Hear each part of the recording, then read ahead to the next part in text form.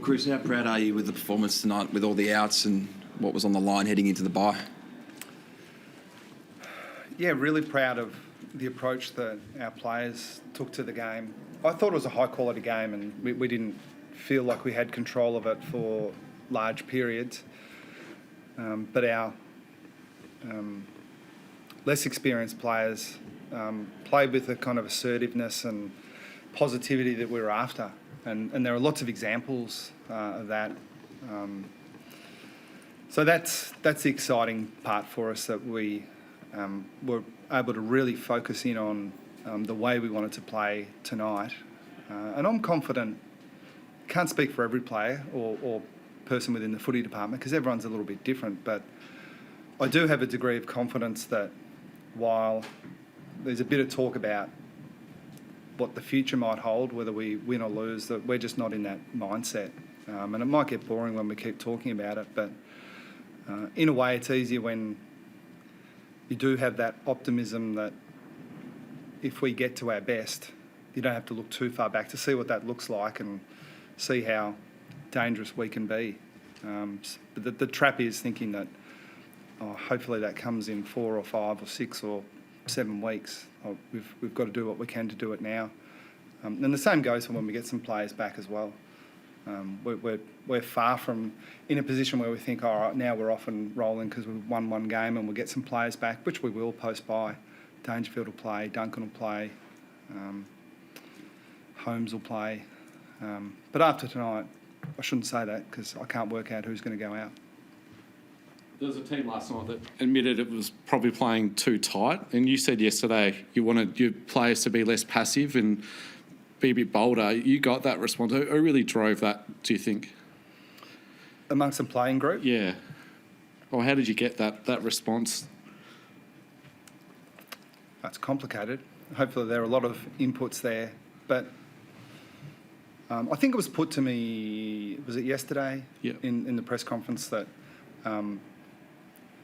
when you're not playing that well, especially relative to what you can do, again, look back sort of whatever it is 6 months ago and see what's possible. And the question's kind of logical, like, is it just that little bit of an edge that's off because, you had a good year last year? And sincerely, I don't see that. I think it's a little bit the opposite. I think still we have some guys who, in my mind, are A-graders. Like, they may not be all Australians, but that's how I think of them. And that's the kind of people they are, and I love them for it. But we want to see a little bit more of that assertiveness, so the opposite of being passive, out on the field. And I think we saw more of that today. So it's a really good sign. You spoke about some of the younger guys before. How important was Mitch Navitt's goal on half-time to get you back within 2 points? Yeah, and I saw him really quickly after he kicked that goal, and even more than the fact that he kicked it and he took on the pressure and he was excited about it and he was up and about, and that's a good example of what I'm trying to explain. I don't know how many games Mitch has played. I don't even care. We're not thinking of them as young players who need to find their way. We know what he's capable of. It was nice just in that little moment to see it, and it builds his belief. I mean, I suspect that I think some of these guys are better players than they think they are. That's always a coaching challenge to inspire, hopefully, but at least make it clear, how good they can be. How important was Tom Stewart tonight, just in terms of the leadership that you were missing, in terms of the experience that wasn't out there? Yeah, I mean, I still think that the cornerstone of being a good leader in the AFL context is making sure that you play as well as you can as an individual. And I thought Stewie played his game. Well, it wasn't perfect, but he was excellent. Like, he's just so important to us, and he doesn't kick many goals, but even him kicking that goal, and at the start, was it the start of the last? Like, you almost couldn't, if you could pick a guy to kick it, you couldn't come up with one better than Stewie. And yes, I thought he led really well, but I think sometimes that can be a bit of a vague kind of thing to observe. I think it comes in a different order. I think when they play really well, you see you've led well. And Stewie's led us well, along with Pat, right through the pre-season and into the early season. We just haven't been playing as well, but it's been no fault of his.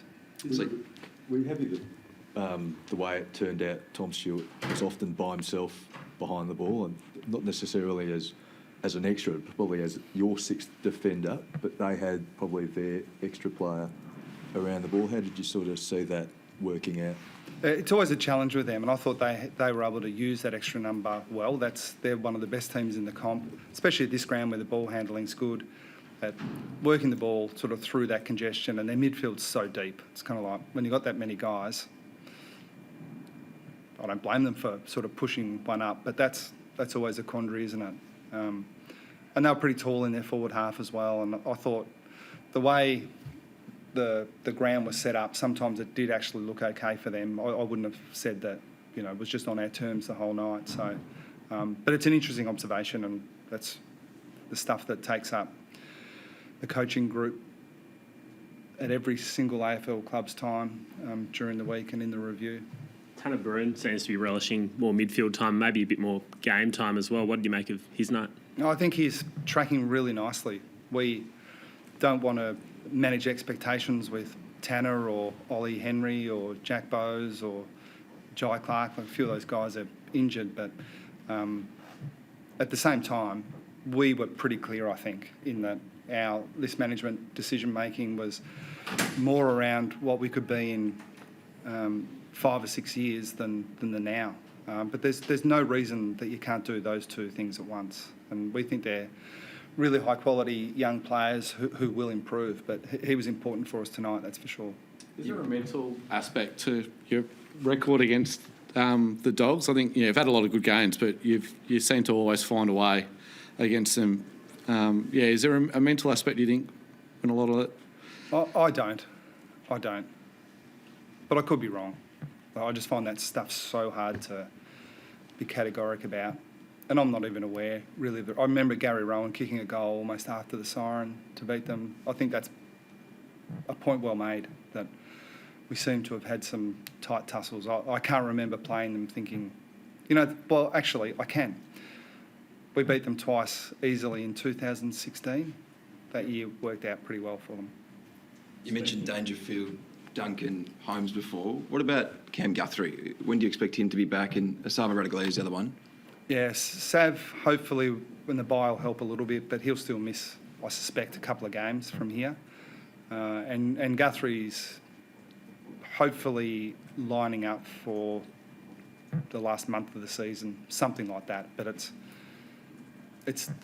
I think I tried to explain it yesterday. When it's that sort of long time frame, you're almost asking the wrong person. The way I think about it is, let me know when he's about a month away, and then we'll have some clarity, like trying to guess when they're further out than that. But he's not going to be in the next 7 or 8 weeks, that's for sure. Gary Rowan, you must have been happy with his return tonight. Yeah, in my mind, he's very important for us. And I thought, I really liked his game, and I really liked what he did for others as well. But that's not new for me. One moment that maybe wasn't the team's best was, I think, when Jeremy Cameron hit the post in the second quarter, the Dogs kicked a kicking goal. What went wrong there? Do you know? Did you ever see at the time, was there a breakdown or? Yeah, there was. Yeah. Very specific question. Or is that just a sign that, maybe you do have a young team and it's... Oh, yeah. It's an interesting point. And I think the answer to that is yes, but there are a couple of experienced players in it as well. Like, right. It's like no player's perfect. And this is going to sound like an excuse, but we haven't played here for 12 months, and the ball does ping around a little bit. It carries a little bit further, and I thought the Bulldogs sort of played the ground a little bit better than us at times with their composure, and they got some elite kicks in their back half, and because the ball moves quicker, your defence needs to adjust accordingly. That was one example where we were just sort of not half a step more than that, but right. It was. Look at it really quickly. We'll show that in review, that edit, and it'll take 20 seconds to fix.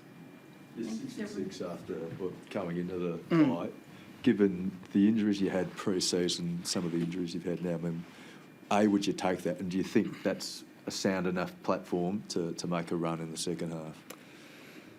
It's a sound enough platform, in my opinion, but I would have said the same if we had lost. I think I understand better than I ever have how different our job is to yours. And I don't envy you in some ways, because after every game, you need to kind of make an assessment and back it up with some evidence as to what this means in the context of the season. And we just don't think that way.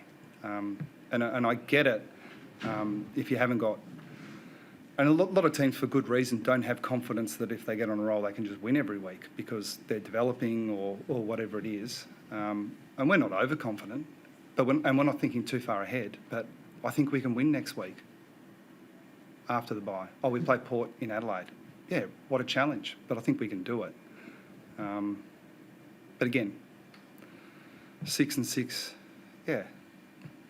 I'd be very... As I said, we're not overconfident, but